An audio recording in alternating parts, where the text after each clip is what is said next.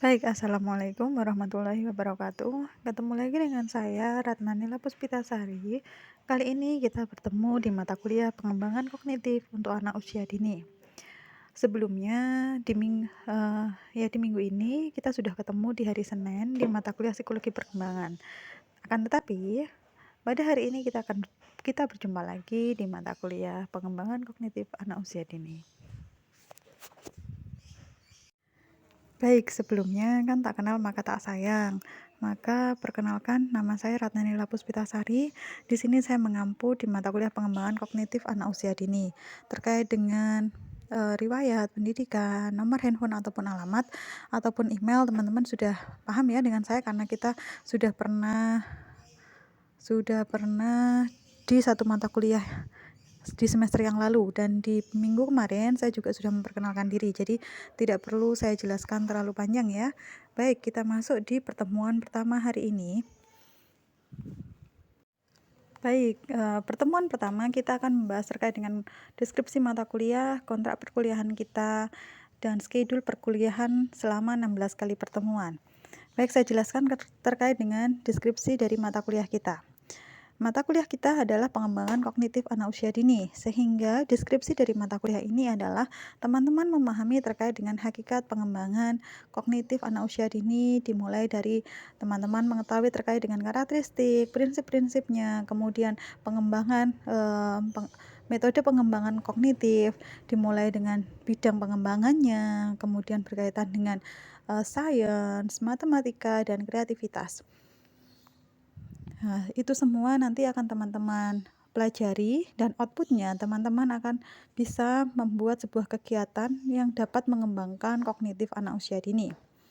Jadi ini adalah deskripsi dari mata kuliah kita, dan outputnya teman-teman bisa membuat rencana kegiatan stimulasi untuk mengembangkan kognitif anak usia dini.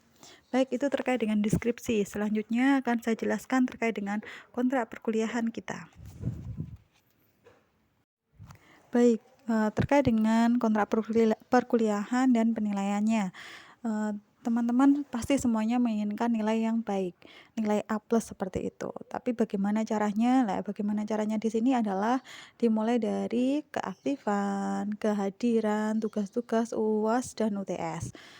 Jadi kriteria penilaiannya diambil dari 5 penilaian tersebut. Jadi dari keaktifan, dari kehadiran. Kehadiran di sini adalah teman-teman, karena kita sistemnya di e-learning, teman-teman silahkan mengisi absen sendiri. Jadi silahkan diisi sendiri absennya. Hari ini saya masuk enggak, hari ini saya kalau masuk silahkan diklik present, kalau enggak masuk silahkan diklik absen, seperti itu. Nah, di absen di sini pun nanti juga akan saya berikan timing waktu, jadi jam berapa sampai jam berapa bisa menggunakan absennya di e-learning. Kemudian terkait dengan keaktifan di sini saya melihat dari keseharian teman-teman ketika di mata kuliah kita di forum, bagaimana teman-teman, apakah teman-teman aktif atau tidak, seperti itu. Kemudian berkaitan dengan tugas-tugas. Tugas-tugas di sini terdiri dari 2. Ada namanya tugas individu dan tugas kelompok. Tugas individu di sini adalah nanti ketika di akhir pertemuan misalnya, atau di tengah-tengah pertemuan, nanti ada kuis untuk teman-teman. Kemudian terkait dengan tugas kelompok. Kalau tugas kelompok di sini adalah nanti pembuatan makalah dan presentasi. Nah, di mata kuliah pengembangan kognitif di sini, tugas kelompok ini akan saya berikan ketika setelah UTS. Jadi setelah UTS, teman-teman nanti akan mengerjakan tugas kelompoknya, dipresentasikan seperti itu. Nanti akan saya jelaskan di schedule perkuliahan kita. Kemudian UTS dan UAS pun juga sama seperti biasanya. Biasanya teman-teman untuk UTS dan UAS benar-benar perlu dipelajari ya, jadi biar nilainya maksimal. Baik, itu terkait dengan proses penilaian di mata kuliah pengembangan kognitif anak usia dini. Baik, ini sekarang kita masuk di agenda perkuliahan kita. Ini adalah schedule perkuliahan kita mulai dari pertemuan pertama hingga di pertemuan ke-16. Silakan dilihat di layar teman-teman. Di sini saya jelaskan terkait dari pertemuan pertama hingga pertemuan ke-6. Di sini bisa dilihat mulai hari ini tanggal 20 Januari kita masuk di pertemuan pertama terkait dengan orientasi perkuliahan kita. Kemudian pertemuan kedua terkait dengan hakikat. Selanjutnya terkait dengan pentingnya pentingnya mempelajari pengembangan kognitif hingga nanti kita masuk di teori-teorinya. Kemudian di pertemuan ke-7 masih tetap materi dari saya. Selanjutnya nanti setelah UTS baru dengan tugas-tugas teman-teman. Selanjutnya di sini adalah lanjutan dari schedule perkuliahan kita di pertemuan 7, 8, 7 masih dari saya, 8 kita UTS pada tanggal 10 Maret 2021. Selanjutnya pertemuan 9 sampai di pertemuan selanjutnya adalah pemaparan presentasi dari teman-teman. Baik, saya lanjutkan. Baik, masuk di pertemuan ke-14-15, masuk lagi materi dari saya.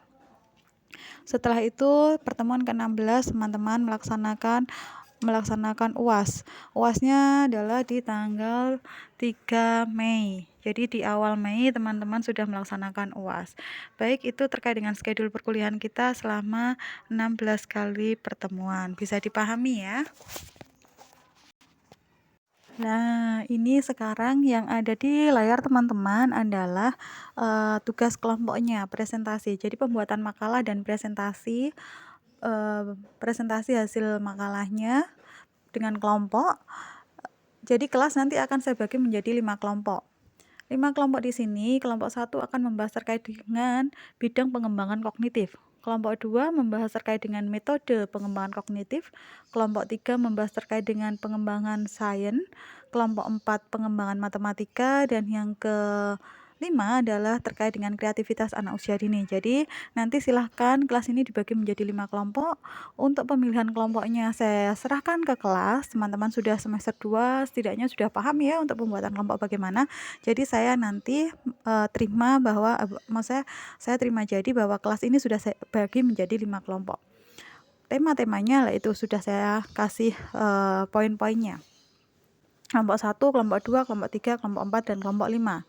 Sudah ada semua dan semua nanti makalah maupun hasil presentasi dikumpulkan semuanya di pertemuan waktu presentasi kelompok 1, yaitu setelah UTS. Jadi di pertemuan 9 semua makalah dan presentasi sudah dikumpulkan di e-learning nanti. Jadi semuanya sistem ada di e-learning.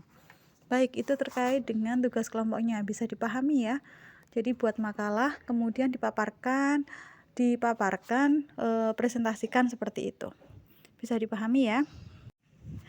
Baik, itu saja pemaparan dari saya terkait dengan pertemuan pertama kita di mata kuliah pengembangan kognitif anak usia dini. Bagaimana teman-teman, bisa dipahami ya terkait mulai dari deskripsi mata kuliah, proses penilaiannya, schedule agenda atau schedule perkuliahan kita selama 16 kali pertemuan, dan berkaitan dengan tugas kelompoknya, presentasi, pembuatan makalah dan presentasinya. Baik, itu saja yang dapat saya sampaikan. Bagaimana, ada pertanyaan atau ada yang mau disaringkan? Monggo, kalau ada, silahkan nanti dituliskan di chat. Baik, sekian dari saya. Apabila ada kurang lebihnya saya mohon maaf. Bila taufik wal hidayah. Wassalamualaikum warahmatullahi wabarakatuh. Baik, see you next time.